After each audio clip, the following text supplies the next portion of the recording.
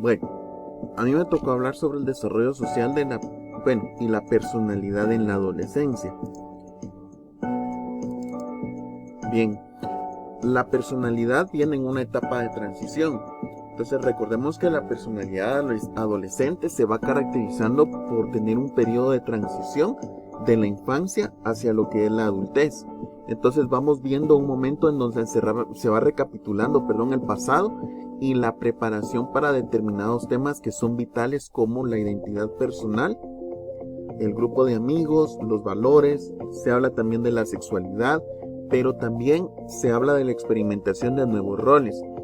Hay investigaciones que se van destacando como características comunes de la personalidad, como por ejemplo, podemos decir que unos se consideran atrevidos y aventureros, otros se caracterizan idealistas, optimistas, liberales, críticos, pero también con la situación actual de las cosas que pasan dentro de la sociedad. Pero también hay jóvenes que tienen el deseo de ser adulto. Otras también se hallan en gran medida determinadas por la cultura y por los ritos de la transición en la cultura en que viven. Hay aspectos que contribuyen al desarrollo de toda la personalidad adolescente. Bueno, nosotros también hemos pasado por ello, pero también tenemos la formación de la identidad. ¿Esto qué quiere decir? Que viene la formación de un yo integral, pero que va combinando en armonía todos los componentes que son diversos, pero que van formando la personalidad. Tenemos también el logro de la autonomía e independencia respecto de los padres. Y tenemos la formación de una moral autónoma.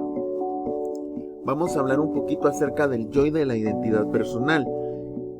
Podemos tener una definición del yo, que es lo que va identificando a cada persona, pero también nos hace diferentes a los demás, porque todos tenemos una identidad personal. No todos vamos a tener la misma identidad. Por ejemplo, mi identidad es diferente a la de cada uno de ustedes, pero cómo se va construyendo y qué elementos van definiendo a una persona que la hacen única y diferente a los demás. Por ejemplo, tenemos aquí características y atributos que forman la parte de la identidad del yo.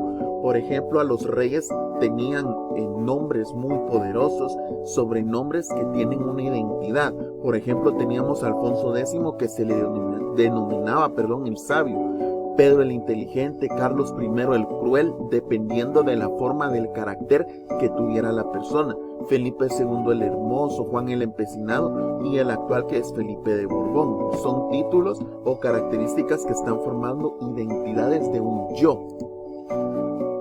Y tenemos el yo y la identidad personal. Nuevamente, de estos elementos que se identifican de la identidad del yo, vemos también la edad, el sexo, la raza, la religión, el lugar de nacimiento y otros aspectos. Pero también la psicología estudia especial interés en el desarrollo de la identidad corporal, la identidad sexual y de género, la identidad psicológica, que son nuestras creencias religiosas e ideológicas. Los intereses vocacionales, ¿quién voy a ser yo en la vida? Por ejemplo, la identidad del yo va a estar condicionada por factores que son genéticos y que van a tener aspectos, impactos socioculturales, pero también van a existir regularidades tanto universales o bien los estadios en su desarrollo. De acuerdo a Erik Erikson, la formación de la identidad va a implicar un sentido de continuidad, pero también va a tener una coherencia del yo a lo largo del tiempo. Esto quiere decir de que ser la misma persona del pasado que se recuerda, la persona del presente que se está viviendo y de un futuro que se espera. La tesis es básicamente una teoría de la psicología del yo, a diferencia de Sigmund Freud, que se centró en el inconsciente y el ello, y esto incluye una gran importancia al yo, pero el poder del yo dentro de la dinámica de la personalidad. Parte de este yo es capaz de operar independientemente de ello, pero también del super yo, del cual promueve la salud mental. La identidad también es una definición, como por ejemplo sentirse vivo y activo, ser uno mismo, tener una atención activa y confiada, de vigor, pero también sostener lo que es propio. Y es una afirmación que va manifestando una unidad de identidad personal y cultural. Estos dos niveles, que tienen una identidad personal y de identidad cultural, van interactuando durante todo el desarrollo y se integran para lograr una unidad cuando se logra culminar este desarrollo exitosamente. Hay estados en la identidad personal de acuerdo a Erikson. Este tiene su momento en la adolescencia. Vamos a mencionar algunos. Por ejemplo, por lo general, la adolescencia va a tomar un estado en el que Erikson lo denomina como una identidad difusa. ¿Qué quiere decir esto? Que va a implicar que los adolescentes hayan tenido o no hayan pasado por un periodo de decisiones o de toma de decisiones. Estos van a ser indecisos, pero también sin situarse en una dirección vocacional, ideológica e interpersonal. Y otro estado de la adolescencia es el de moratoria. ¿Qué quiere decir esto? Que va suponiendo que nuestros adolescentes se van encontrando atrapados en una crisis de identidad, pero que va abriendo un debate con cuestiones de carácter ideológico y vital, pero también va a tener situaciones de indecisión en la que se exploran alternativas activamente, pero todavía de establecer compromisos que van a ser firmes y que se aplazan decisiones finales durante un periodo de incertidumbre activa. Si hablamos de esta situación anterior, o bien estamos escogiendo entre continuar con la incertidumbre regresando a un estado de identidad, estos pensamientos sobre elecciones y compromisos, o bien optar lo que Erikson nos denomina una identidad prestada. Esto quiere decir que la persona va a estar comprometida, pero se va agarrando a una serie de creencias y posiciones normalmente que son impuestas por otros, pero tampoco haber emprendido ningún proceso para considerar otras alternativas. Y se ha dado en el aspecto educativo, que alguien agarra la carrera de perito contador, también porque su amigo agarró perito contador, va a ser perito contador. Entonces a eso se le llama una imposición, o bien que va a ser sugerida por otro, sin saber que puede haber ahí, ya sea un éxito o sea un fracaso. ¿Cuál es el concepto de sí mismo? Es un elemento central de la identidad personal. Vemos aquí cómo se va clasificando. Aquí se habla de un autoconcepto, que son características o atributos que se utilizan para describirnos prácticamente nosotros mismos.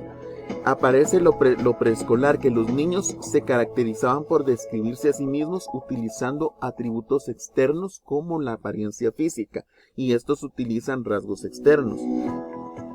Cuando los niños crecen se agarra un concepto de primaria, el cual se va modificando y ganando en un contenido de carácter psicológico y social. Por ejemplo, entre los 9 y 12 años los niños van a tener que describirse como personas con pensamientos, deseos y sentimientos.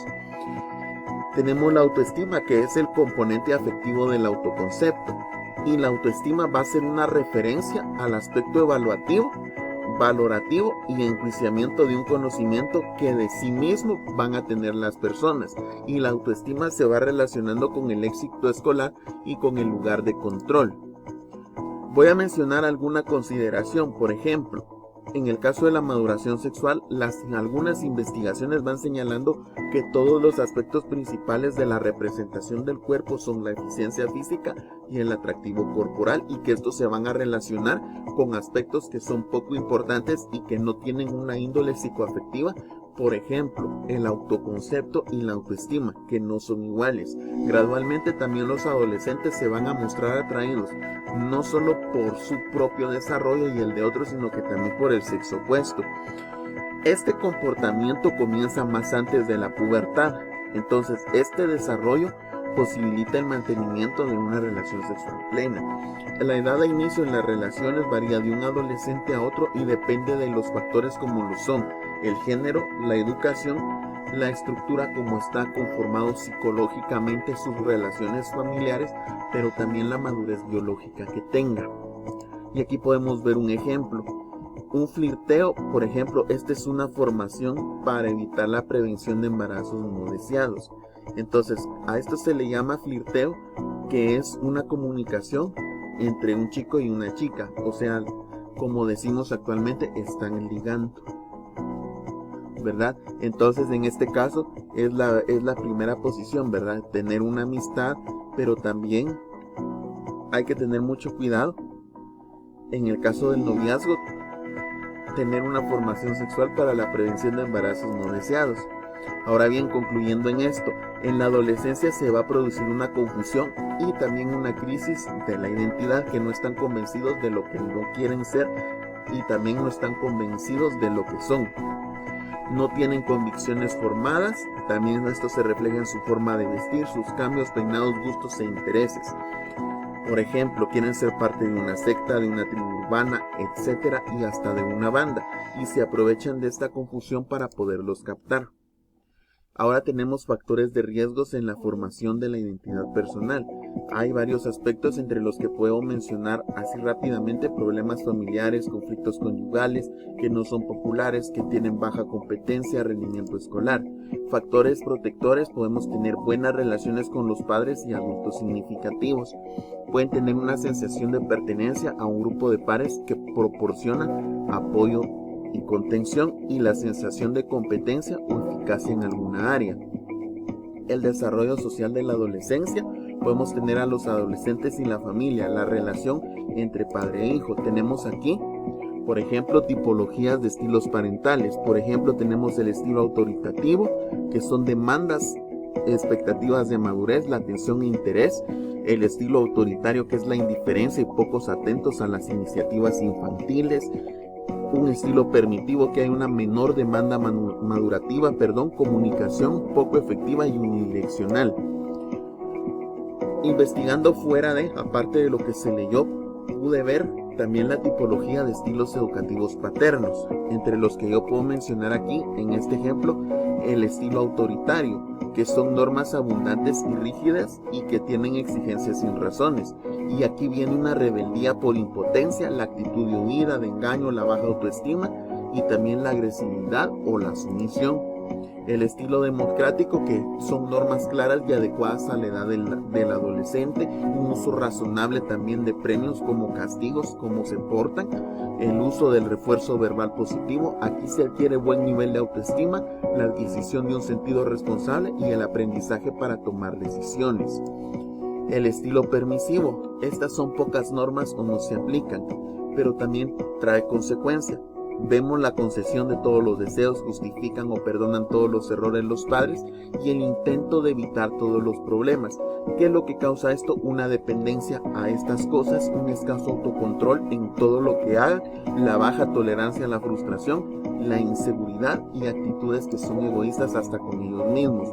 El estilo negligente nos habla de una inseguridad, una inconstancia, bajo rendimiento escolar por no esforzarse, una baja tolerancia a la frustración, la importancia que no le ponen los padres a los hijos, que tienen o no tienen normas y no las aplican, que son muy flexibles en los horarios. Por eso les digo, no ponen importancia a lo que hagan los demás. Pero ¿cómo establecer el control? Voy a mencionar algunos aspectos. Primero, cuando se toma una decisión hay que mantenerla, ser firmes, pero tampoco debemos de tener contradicciones. Hoy digo una cosa y mañana otra. Tener cuidado con lo que los hijos ven y leen, y debemos mantener el control sin dejarnos llevar por nuestras emociones, la ira, el enojo, y ser tolerantes con las pequeñas cosas y poder exigir en lo que es lo fundamental. Las normas son una forma de reforzar el control. Las normas pueden ser pocas, pero las que son principales tienen que ser claras, dictadas por afecto, tienen que ser formuladas en una clave positiva. Tienen que ser exigidas y razonadas, pero también tiene que tener un estilo educativo positivo. Todo tiene que ir relacionado en un aspecto que ayude a nuestros adolescentes. Y el castigo es una forma de reforzar el control. Aquí tenemos varios ejemplos. Primero, hay que mantener la proporción entre falta y castigo. Falta y castigo son muy diferentes una de otra. Evitar que el castigo sea proporcional al enfado del que lo impone es un ejemplo. La actitud congruente entre todas las personas educadoras. Por ejemplo, aquí tenemos esto. Luis, por favor, ¿puedes recoger tu habitación? Viene una técnica que se habla en el caso de la firmeza, la técnica del disco rayado. Empieza el alegato: ¿por qué yo, Jaime, nunca la recoge? Entonces, primero viene y el padre le dice: este no es el tema, quiero que recojas tu habitación. ¿Por qué ahora? Espera un rato. No, quiero que recojas tu habitación. Le está pidiendo que ordene la habitación. Pueda que sea que venga una visita o por limpieza, y por ser pulcros le está exigiendo que haga la limpieza, pero él lo está tomando a mal y le dice que pesada. De la misma manera tenemos el mismo ejemplo con la técnica de banco de niebla. Entonces puede ser un disco rayado. Esta técnica del banco de niebla es de que pueda que hablen entre los dientes, pero